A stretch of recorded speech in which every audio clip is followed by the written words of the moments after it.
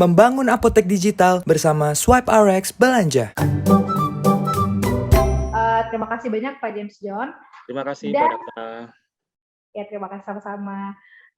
Pak James John adalah pembicara terakhir dari SwipeRx Belanja untuk sesi kali ini, untuk topik digitalisasi ini. Mungkin akan saya rekap sedikit Bapak dan Ibu. Menjadi digital atau go digital adalah masa depan bagi apotek. Jadi cepat atau lambat, digitalisasi akan masuk ke dalam industri apotek yang menjadi salah satu motor penggerak layanan kesehatan masyarakat. Maka itu dibutuhkan sarana dan prasarana mulai dari pengetahuan, skill, koneksi, hingga sistem yang mendukung apotek untuk menjadi go digital. Nah, SwipeRx Belanja dan SwipeRx Community di bawah M-Klinika memberikan kemudahan bagi apotek dalam merealisasikan hal ini.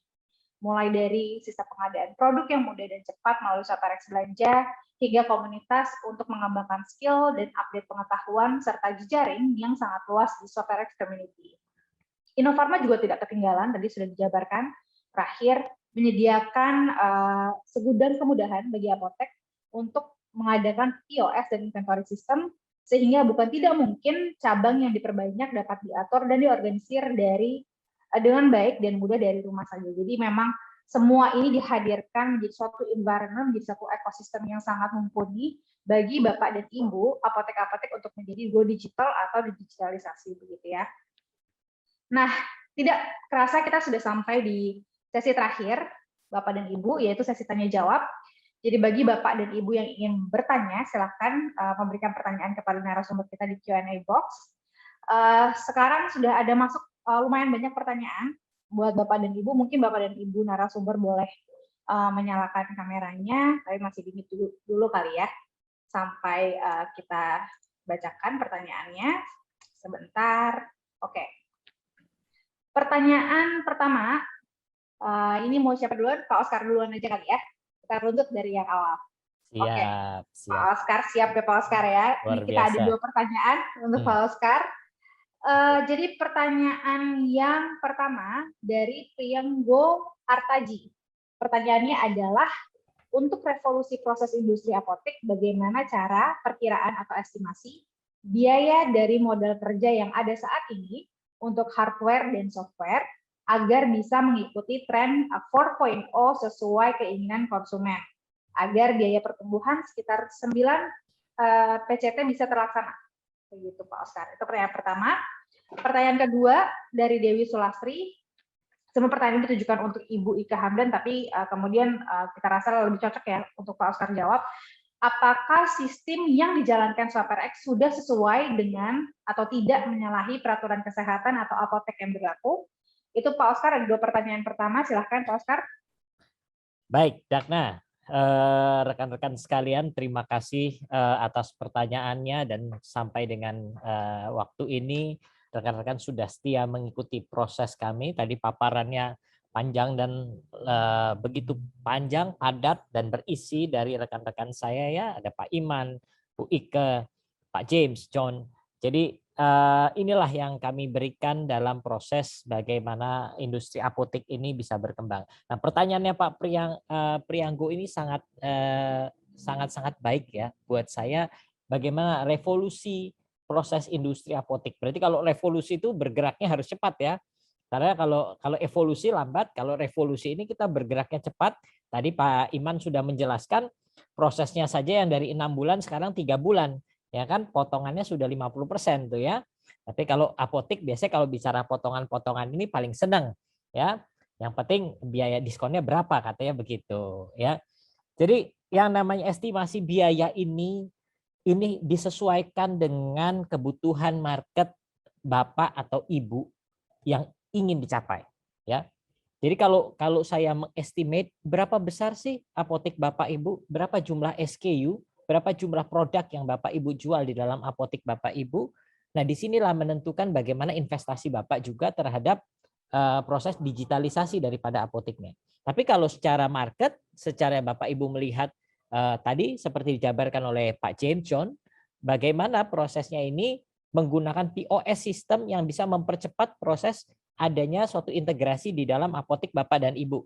Dari mengetahui stoknya, ketersediaan stoknya, sampai kepada penjualannya. Nah, investasinya tentunya akan disesuaikan dengan modal yang Bapak dan Ibu miliki. Nah, Pak James John sudah menyediakan tadi perangkatnya adalah POS sistemnya ya, di dalamnya Innofarma. Jadi kalau saya lihat inilah proses yang pertama-tama harus dilakukan, bagaimana sistem ini diperbaiki, dikembangkan, dan seperti tadi kata Bu Ike, jangan sampai kita menjadi ini ya, antara gaptek atau antara kita kurang update ya, kudet ya. Nah, tapi kita juga harus memperbaiki diri kita juga dengan mempelajari banyak hal terkait dengan digitalisasi ini. Investasinya mengikuti dengan kebutuhan pertumbuhan pasar yang ingin dicapai. Kalau pertumbuhan sekitar 9, ini PCT mungkin saya anggap persen ya. Saya kurang paham, tapi mungkin ini 9%. Kalau kita lihat adalah bagaimana Bapak dan Ibu mengelola daripada margin apotik yang tercipta sehingga investasinya juga akan match dengan kebutuhannya. Tentunya dari penyediaan modal terhadap produk, modal terhadap investasi operasional, dan kepada investasi sistem yang akan dipakai dalam jangka panjang. Nah, kita lihat di sini apa yang disampaikan Pak Prianggo adalah bagaimana bisnis apotik ini bisa dikelola secara manageable sehingga menghasilkan profit yang baik. Ya, saya rasa Pak Prianggo kalau terkait dengan nominal itu berkaitan dengan besarnya bisnis yang Bapak inginkan. Ya, semakin besar tentunya Bapak inginkan market yang lebih luas, produknya makin banyak, investasi produknya akan lebih besar terhadap jumlah SKU-nya. Tentunya kalau secara sistem itu berlaku 1 kali seumur hidup yang Bapak bisa pakai secara berkelanjutan. Bagaimana manajemen investasinya sampai kepada akuntabilitas daripada proses berjalannya apotek tersebut. Nah, ini saran saya adalah mungkin melalui Pak James John, nanti medianya ada demonya ya, silahkan Bapak lihat sehingga investasinya juga akan lebih terukur di situ. Ya, begitu. Yang pertanyaan kedua tentang dari Ibu Dewi Sulastri, ya, apakah sistem yang dijalankan Swipe RX sudah sesuai dengan atau tidak menyalahi peraturan kesehatan apotek yang berlaku? Saya tadi juga baca beberapa pertanyaan, tentunya kalau kita lihat yang pertama, member atau apotek yang telah join menggunakan aplikasi Swipe RX adalah kami pastikan adalah apotek yang memiliki legalitas yang jelas. Legalitas yang jelas secara simpel, SIA dan SIPA-nya harus hidup.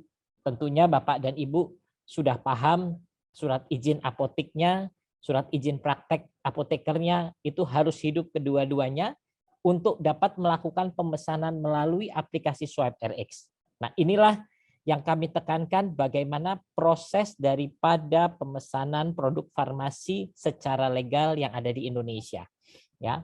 Dan tentunya di sini dalam hal apotek ingin menjadi member kami akan lakukan due diligence dulu sehingga proses daripada pemesanan itu telah sesuai dengan aturan CDOB yang berlaku. Begitu, ya. Jadi itu jawaban saya, Dakna, ya. Semoga bisa menjawab pertanyaan Bapak dan Ibu. Oke, baik. Terima kasih banyak Pak Oscar atas jawabannya. Mungkin kalau misalnya Bapak dan Ibu masih belum puas atau ingin bertanya lebih lanjut, boleh nanti bisa langsung ke chatbot kita yang ada di booth SwapRx Belanja untuk tanya lebih lanjut ya. Oke, selanjutnya kita ada pertanyaan untuk Bapak Immanuel. Untuk Bapak Immanuel, pertanyaan lumayan banyak. Kita akan pilihkan kenapa, Iman. Mungkin saya bacakan pertama ya Pak, pertanyaan pertama dan pertanyaan kedua untuk kemudian Bapak jawab, habis itu nanti kita lanjut ke pertanyaan berikutnya. Oke. Pertanyaan pertama dari Maria Vini.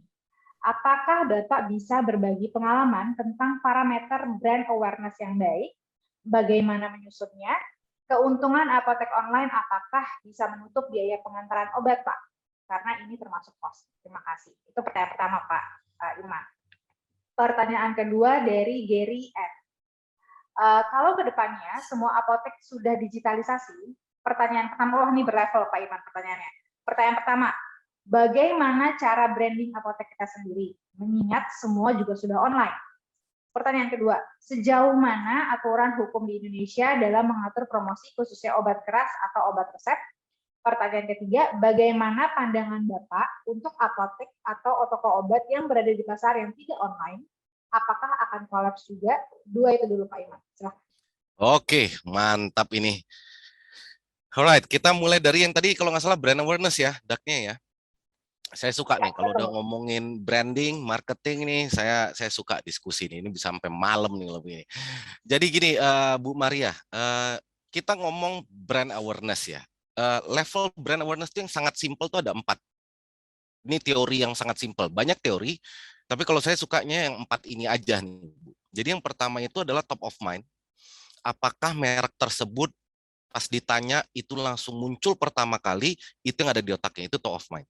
Yang kedua adalah brand recall. Yang ketiga adalah brand recognition. Yang terakhir adalah unaware of brand. Nah, saya jelasinnya pakai contoh aja ya, biar Bapak Ibu juga lebih cepat paham. Kalau misalnya saya bertanya nih sama Bapak Ibu, sebutkan merek soft drink yang Bapak Ibu tahu. Ketika ada salah satu orang jawab Coca-Cola, gitu ya. Berarti Coca-Cola itu adalah top of mind-nya dia. Terus saya tanya lagi yang kedua, apa lagi selain Coca-Cola? And then keluar jawaban Fanta. Berarti itu brand recall. Dia berarti mencoba merecall lagi. Apalagi ya? Keluar jawaban nomor 2, Fanta. Berarti itu brand recall. Terus yang ketiga, saya tanya lagi. Coca-Cola sudah, Fanta sudah ya? Oke. Tahu nggak soft drink yang ketiga, di mana soft drink ini biasanya botolnya warna hijau, dan biasanya diidentikan dengan jeruk lah, atau lime atau lemon. Terus akhirnya orang tersebut jawab, oh tahu gue, Sprite. Berarti itu adalah brand recognition. Terus misalnya saya tanya nih, ada satu soft drink terkenal banget di Amerika namanya Dr. Pepper. Tahu nggak? Terus dia bilang, nggak tahu Pak Iman. Oh berarti dia unaware terhadap brand tersebut. Dr. Pepper tuh kayak apa ya? Kayak badak, minuman badak gitu. Ya, model kayak begitu terkenal banget di Amerika gitu. Itulah level brand awareness ya. Jadi balik ke pertanyaan Bu Maria tadi, gimana parameternya? Pakailah parameter 4 itu. Di manakah posisi apotek Bapak Ibu? Brandnya tuh ada di mana? Terus caranya gimana Pak Iman? Survei. Jadi yang paling simpel selalu saya sampaikan dari dulu begini. Sebelum kita lakukan branding strategi, kita udah survei dulu. Berapa orang yang tahu tentang brand kita, ada di tingkatan mana dari 4 tersebut. Setelah kita tahu jawabannya, posisi kita ada di mana, baru kita lakukan digitalisasi terhadap branding tadi. Lakukan 3R tadi. Ketika udah terjadi itu semua, and then kasih waktu kayak 3 bulan kemudian, survei ulang. Apakah berubah posisi apa tidak? Kalau posisinya berubah atau naik kelas dari unaware menjadi brand recognition, itu udah prestasi. Terus bisa aja Bapak Ibu pas di survei pertama dari brand recognition nih, terus pengen naikin ke brand recall, bisa, itu juga udah jadi prestasi. Pertanyaan mungkin lebih dalam lagi. Ada nggak Pak dari unaware menjadi langsung top of mind? Nggak ada. Sama seperti kita anak bayi, nggak mungkin langsung lari, harus jatuh, merangkak, berjalan, sampai berlari. Stepnya memang seperti itu. Jadi itu jawaban saya yang pertama untuk parameter brand awareness. Kedua, apakah kalau nggak salah, pokoknya kita ngomong keuntungan apotek online ya. Jadi apakah keuntungan apotek online itu masih bisa menutupi untuk biaya pengantaran, delivery ya? Masih bisa nutupin cost itu nggak? Saya mungkin sharing dari bisnis saya Bapak Ibu ya. Saya nggak punya apotek, tapi saya punya beberapa bisnis, UKM juga. Yang saya lakukan adalah dari obrolan warung kopi dulu. Ini ide di warung kopi. Gitu. Saya berdayakan tukang ojek pangkalan yang bukan menjadi online, Gojek, Grab gitu ya. Saya bilang sama dia, mau nggak ngantar catering ini setiap hari? Tapi kasih harga bagus. Jadi yang saya tuh ada catering setiap harinya makan siang itu 40 porsi ke Halim. Saya bilang, ini saya berani bayar, satu catering itu 5.000 untuk pengantaran. Jadi sehari itu dia dapat 200.000. Catering Senin sampai Sabtu. Jadi kita kasih tahu dari begitu. Itu yang paling simpel banget. Mereka mau. Jadi keuntungan saya tidak terlalu tergerus karena cuma 5.000. Bapak Ibu bayangin kalau saya pakai Gojek atau Grab atau saya pakai Paxel, itu minimal 10.000. Tapi saya bisa tekan di situ. Nah, terus yang ketiga, kalau sudah digitalisasi, maka kita banyak yang kita cut efisiensi secara cost-nya. Karena manpower-nya lebih dikit lagi. Sadar nggak kalau di bank tuh sekarang udah mulai menghilangkan, ya bukan menghilangkan ya, tapi mulai mengurangi yang namanya customer service. Karena udah nggak perlu lagi. Yang perlunya itu customer service-nya online, bukan offline lagi. Cabang-cabang udah pada ditutup nih sekarang di bank-bank. Berarti ketika Bapak menambahkan atau Ibu menambahkan investasi di satu sisi yang itu pasti akan turun. Itu udah pasti. Nah, nanti matematikanya tinggal nanti dilihat tuh secara pengaturan keuangan kita, laporan keuangannya. Mana yang akan naik, mana yang akan turun. Tapi secara singkat intinya, apakah keuntungan apotek online menutup biaya pengiriman? Nggak usah biaya pengiriman, Pak, Ibu. Biaya hidup gaji kita aja sebagai pegawai sama owner tuh masih ada lebihan gitu, apalagi untuk misalnya untuk pengantarannya. Karena at the end of the day kan kita juga kalau bisnis apotek ini kan untuk better serve the patient, membuat masyarakat Indonesia semakin maju lagi, lebih sehat lagi, dan di satu sisi kita juga butuh hidup dari situ. Selama apotek masih banyak bertaburan di Indonesia, maka gula dan kuenya masih banyak. Berarti masih mantap nih gitu ya. Oke, pertanyaan yang kedua adalah tentang apa tadi Daknya? Pertanyaan kedua ini yang berlevel Bapak dari Pak Gary M. Oh, Pak Gary. Oke, sebentar. Pak Gary. Berarti ini ngomongnya kalau semua apotek sudah terdigitalisasi, kemudian bagaimana cara branding apotek kita sendiri, mengingat semuanya juga sudah online gitu ya. Oke, kemudian nomor 2 payung hukumnya, nomor 3 yang berada di pasar tidak online, apakah juga akan kolaps? Oke, ini saya jawabnya dalam satu kesempatan aja ya. Jadi gini, digitalisasi apotek itu menambah growth keuntungan apotek Bapak Ibu. Menambah growth-nya dan lebih cepat. Jadi misalnya gini, saya ingat banget, saya pernah ke Jogja Bapak Ibu dan ada tukang lupis, udah mbombo, udah tua banget di tukang lupis ya. Dan dia hanya jualan tuh pokoknya dari jam 7 pagi atau jam 6 pagi, cuma sampai jam 10 pagi. Karena udah habis. Terus saya ngobrol sama ibu-ibu mbombo ini, "Mbah, ini kenapa Mbah kok jam 10 pagi udah habis terus kok nggak dilanjutkan gitu?" Terus dia bilang, "Karena udah cukup Pak untuk makan sehari ini. Saya nggak perlu lagi ngoyo kerja sampai jam 6 sore, karena penghasilan saya sampai jam 10 pas sudah habis itu udah cukup membayari untuk makan saya hari ini." Saya bilang, aduh mindsetnya berbeda memang. Gitu. Jadi digitalisasi itu kita nggak mau cukup makan nih. Kita mau nambah growth-nya, mau nambah profit-nya, dan eksponensial supaya cepat tercapainya. Apakah apotek atau toko obat di pasar akan mati, akan kolaps, akan bangkrut kalau nggak go digital? Tidak untuk saat ini. Kalau menurut saya, tidak untuk saat ini. Tapi kalau pertanyaannya, apakah mereka bisa memperbesar growth mereka, memperbesar profit mereka? Juga tidak kalau tidak pakai digital. Itu. Jadi kolaps apa tidak, faktornya banyak sekali. Tapi yang jelas kalau mau cepat growth-nya, mau nambah profit banyak, pakailah digital. Kedua, kalau semuanya udah digital, terus brandingnya gimana? Nah gini, jangan berani-berani go digital kalau offline-nya masih belum benar Bapak Ibu. Saya tegaskan sekali lagi nih, jangan berani-berani kita go digital kalau offline-nya masih belum benar. Offline-nya harus benar dulu. Bapak Ibu udah harus punya kepercayaan dulu dari konsumen Bapak Ibu. Baru dikasih tahu, kami punya channel baru, kamu punya fitur baru nih, yaitu go digital. Bapak Ibu nggak perlu ke apotek lagi, bisa WhatsApp, bisa buka aplikasi, buka website, pengantaran gratis, gitu-gitu. Benerin dulu nih offline-nya. Nah, kalau semuanya sudah digital, terus membedakannya gimana? Gampang, di situ bermain yang namanya brand uniqueness. Apa keunikan kita dibandingkan apotek yang lain? Saya kasih contoh industri lain lagi nih, ini analoginya biar cepat nyampe juga. Kenapa Bluebird tidak kalah dengan digitalisasi? Sementara Express dan Gamia itu kalah. Gamia itu saudara kandungnya Bluebird, tapi bisa kalah. Why? Pertanyaannya, karena Bluebird sebelum dia online, dia udah menang secara kenyamanan dan keamanan. Jadi kalau misalnya waktu itu datanglah si Gojek, Grab, dan kawan-kawannya itu, terus dia sistem online dengan kemurahan yang fleksibel dan kawan-kawannya, Bluebird langsung ngomong, oke, mereka bisa lebih murah karena nggak bayar pajak dan kawan-kawannya, tapi masalah keamanan dan kenyamanan itu kami. Bapak Ibu mundur lagi nanti lihat Instagram mereka, YouTube-nya mereka, gimana mereka meng-create storytelling-nya sampai akhirnya ada brand empathy ke mereka.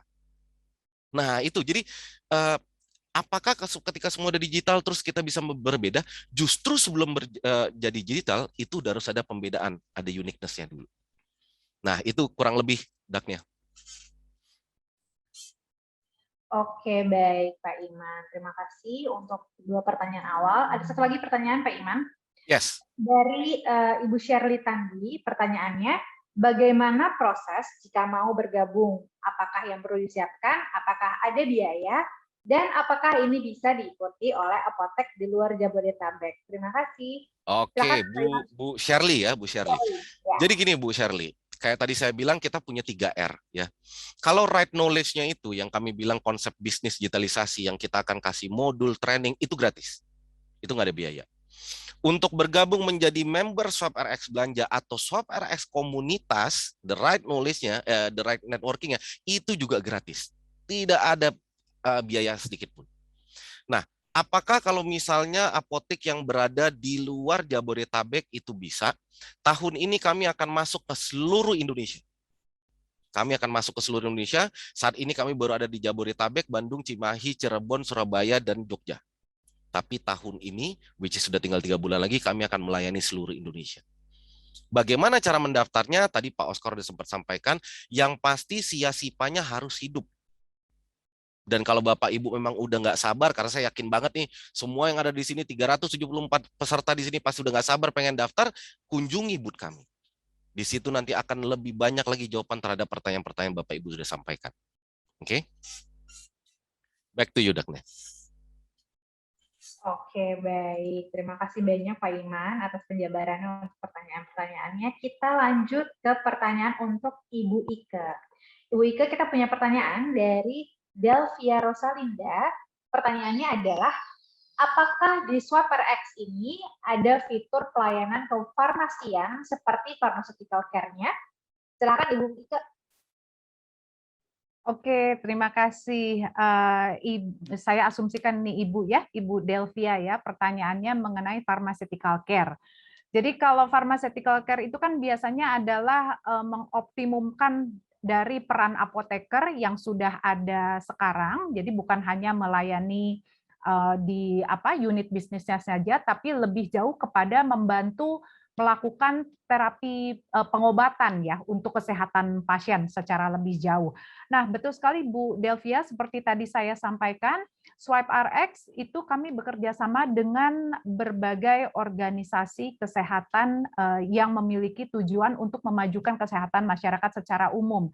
Saya ambil contoh saja di Indonesia yang sudah ada sekarang adalah, mungkin saya bisa cerita mengenai pharmaceutical care yang hubungannya dengan tuberkulosis ya, TBC, salah satu pilot kita yang dilakukan di Medan itu sudah berjalan, dan puji Tuhan alhamdulillah sudah ada pasien yang terbantu mengenai optimalisasi layanan apoteker ini, dan juga akan sudah mulai jalan ya pilot project-nya juga. Hal lain adalah mengenai family planning atau perencanaan keluarga begitu ya. Jadi optimalisasi dari peran apoteker tidak hanya yang sifatnya transaksional ya, hanya melayani pasien dan segala macam, tetapi lebih pada bagaimana apoteker ini bisa berperan lebih aktif untuk memberikan terapi pengobatan lebih jauh untuk pasien.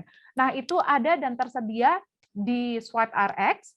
Memang mungkin ada modul-modul tertentu yang harus diikuti, karena sekali lagi manakala kita ingin membantu orang lain, membantu masyarakat secara lebih luas, hal pertama yang harus kita lakukan adalah kita membantu diri kita sendiri menjadi pantas untuk memberikan informasi tersebut. Jadi supaya nggak salah nih infonya gitu. Nah, di Swipe RX itu ada program-program yang contohnya seperti saya sampaikan tadi yang kami sebut sebagai Patient Assistance Program ya. Nah, Ibu Delvia juga bisa ikut serta dan juga rekan-rekan lain ya, di Swipe RX itu ada program-program seperti itu, pharmaceutical care seperti itu.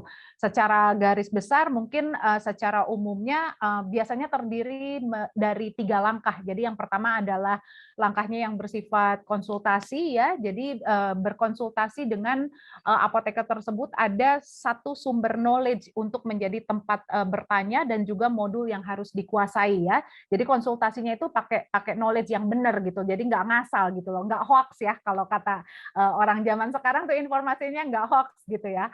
Nah, lalu yang kedua adalah dengan konsen atau izin dari pasien tersebut, kita memberikan konsultasi, apoteker tersebut memberikan konsultasi kepada pasien atau orang terdekat yang biasanya keluarga dekat ya dari pasien yang perlu dibantu gitu loh.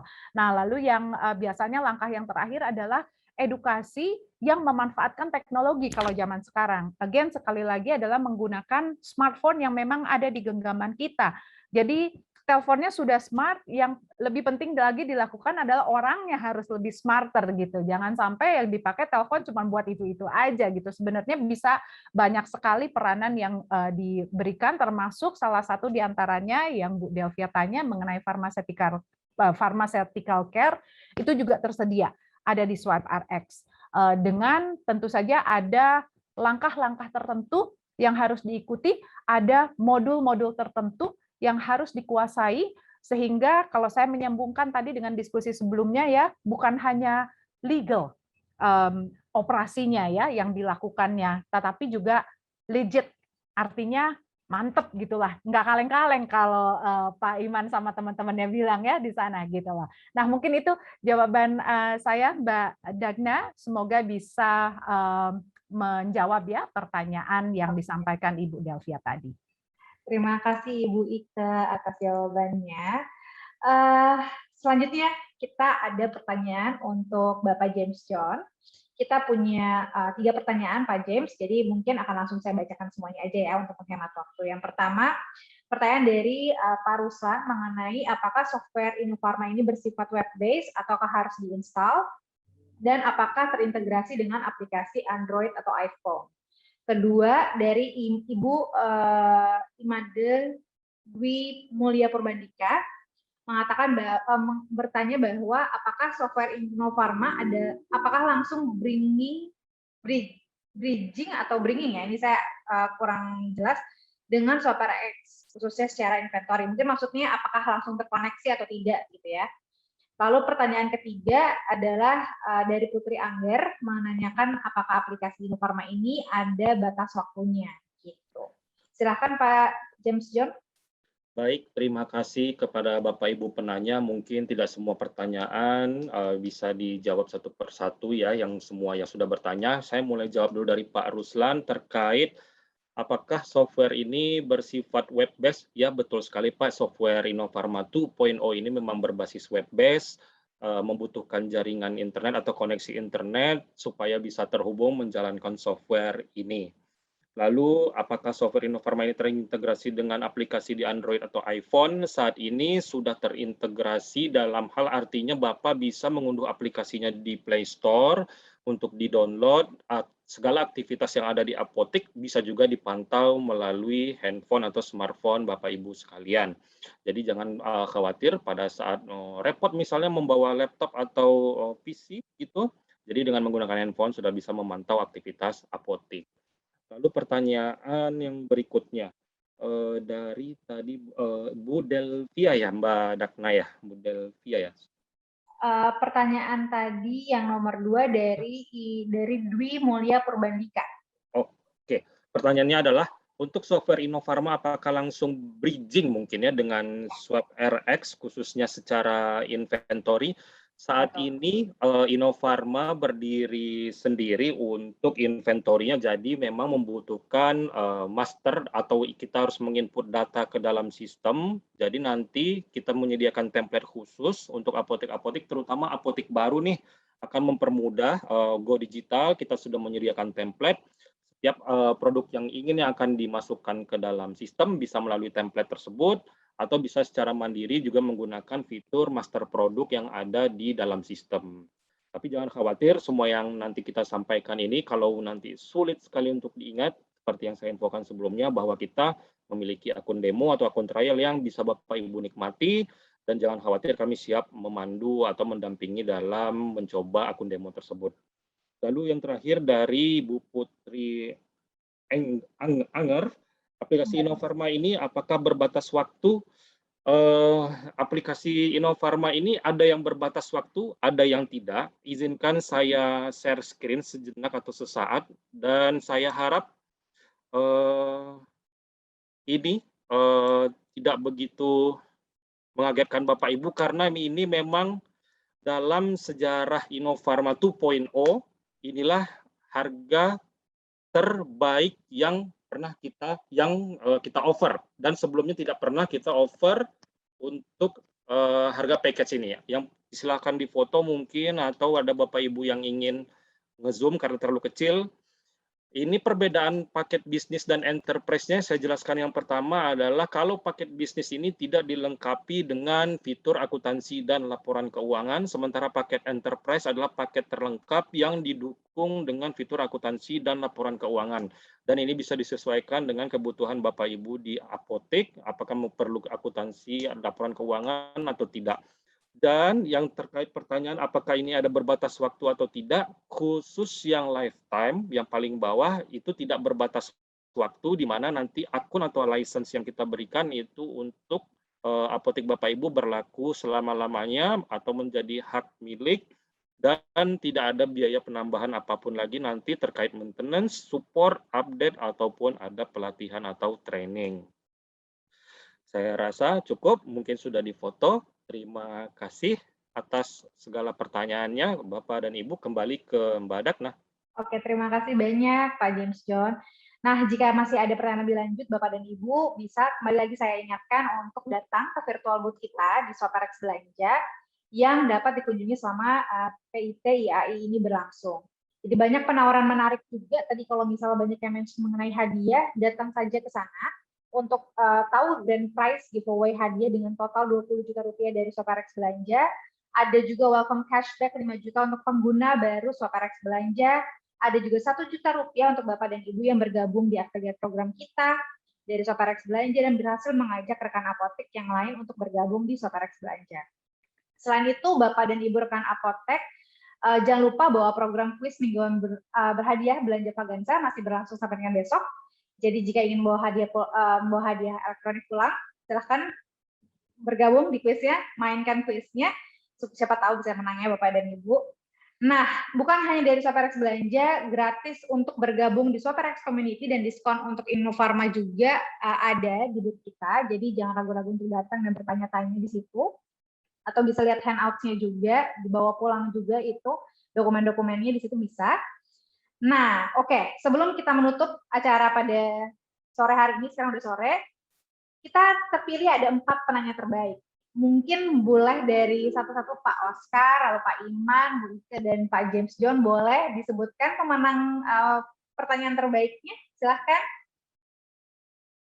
Dari Pak Oscar. Oke, saya dulu nih ya. Ya. Baik, terima kasih Dakna. Terima kasih untuk rekan-rekan sekalian. Sangat luar biasa, pertanyaannya bagus-bagus. Tadi yang saya baca adalah ada Pak Prianggo Artaji ya. Terima kasih atas pertanyaannya Pak. Pertanyaannya sangat bagus dan tentunya kita berharap apotek di Indonesia bisa bekerja lebih profesional, meningkatkan bisnisnya lagi. Karena saya yakin dengan apotek yang kuat, yang profesional dapat mengembangkan kesehatan masyarakat di Indonesia. Dan dari SwapRx kami siap mendukung bagaimana digitalisasi daripada proses bisnis di apotek di Indonesia. Terima kasih, Dakna. Oke, baik. Jadi dari Pak Oscar ada Bapak Prianggo ya, yang Prianggo Artaji yang menang untuk pertanyaan terbaik. Selamat Pak Prianggo. Lalu dari Ibu Ika, dari Pak Iman dulu ya, sorry. Pak Iman, silakan Pak Iman. Kalau saya Bu Maria Vini. Selamat. Selamat Ibu Maria Vini. Oke, kalau untuk dari Bu Ika, pertanyaan terbaik adalah? Ya, betul. Jadi yang tadi kita bahas ya, karena pertanyaannya sangat on point dan memberikan kontribusi langsung untuk peningkatan peran apoteker, yaitu saya memilih dari Ibu Delvia Rosalinda. Oke, terima kasih Ibu Ika. Selamat untuk Ibu Delvia Rosalinda. Dan yang terakhir nih, dari Pak James John. Baik, semua pertanyaan sebenarnya bagus-bagus, tapi untuk pertanyaan terbaik jatuh kepada Bu Imade Dwi Mulia Purbandika. Selamat untuk Ibu. Oke, terima kasih banyak Pak James John. Selamat untuk Imade Dwi Mulia Purbandika menjadi pemenang terakhir untuk pertanyaan terbaik yang terpilih. Nah, Bapak Ibu sekalian, kita sudah sampai di penghujung acara. Jika tadi ada yang bertanya juga mengenai QR code yang di awal, mungkin bisa saya jelaskan lagi, saya tegaskan lagi. Untuk QR code yang di awal itu, Bapak dan Ibu bisa mengunjungi laman bit.ly, tolong dicatat juga, bit.ly/belanja/webinar. Gitu. Jadi bit.ly/belanja/webinar. strip webinar. Jadi ada strip webinarnya di akhir ya. Bapak dan Ibu bisa dicatat. Kalau masih belum jelas juga, boleh langsung datang ke booth-nya aja. Di SwipeRx Belanja kita siap bantu. Oke, baiklah. Sudah selesai hari ini, Bapak dan Ibu, untuk acara webinar session dari SwipeRx Belanja dengan topik membangun apotek digital bersama SwipeRx Belanja. Terima kasih banyak atas partisipasi dan kontribusinya Bapak dan Ibu. Semoga apa yang kita paparkan di sini hari ini bisa berguna untuk masa depan apotek agar bisa lebih maju dalam melayani kesehatan masyarakat. Saya Felika Dagnya selaku moderator undur diri. Mohon maaf jika ada salah kata. Terima kasih atas partisipasinya dalam webinar membangun apotek digital bersama SwipeRx. Sampai ketemu di kesempatan berikutnya. Terima kasih. Terima kasih. Sehat-sehat semua. Terima kasih. Sehat-sehat semuanya. Terima kasih. Terima kasih banyak. COVID-19 bukan halangan. IAI terus maju. Selamat penyelenggaraan Rakernas dan PIT 2021. Melalui pertemuan ilmiah tahunan IAI 2021, mari tingkatkan peranan dan kedudukan apoteker dalam era digital guna mewujudkan derajat kesehatan masyarakat yang optimal. Selamat dan sukses untuk IAI.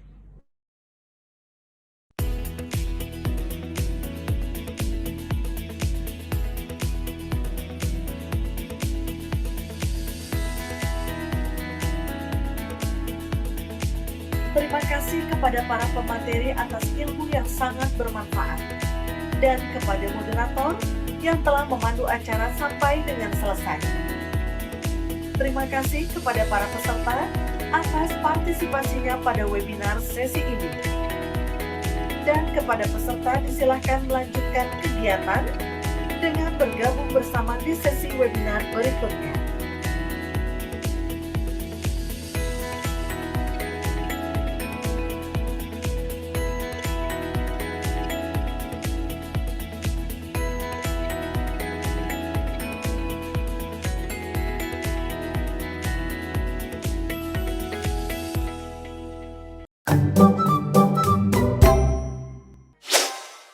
SwipeRx.